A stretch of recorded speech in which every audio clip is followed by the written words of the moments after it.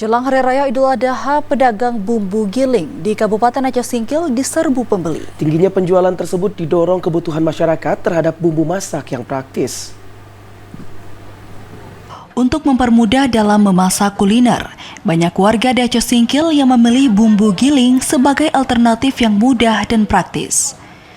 Hal itu menyebabkan sejumlah lapak pedagang bumbu giling di Pasar Mingguan, Kecamatan Gunung Meriah, Kabupaten Aceh Singkil, dipadati pembeli.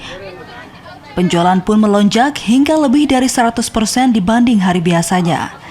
Salah seorang pembeli, Abu Hanifah, mengatakan lebih memilih bumbu giling karena praktis dan tidak mahal, sehingga mempermudah dalam menyiapkan hidangan.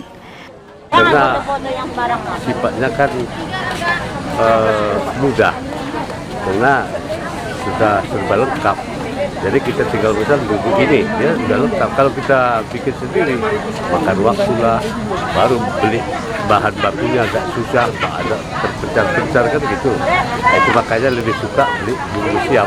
Selain memudahkan dalam memasak, bumbu giling juga menjadi pilihan warga lantaran harganya yang relatif murah. Rata-rata dijual mulai Rp5.000 per bungkus untuk setiap jenisnya. Dari Aceh Singkil, Jakartawan Adi Nugraha, TVRI Aceh melaporkan.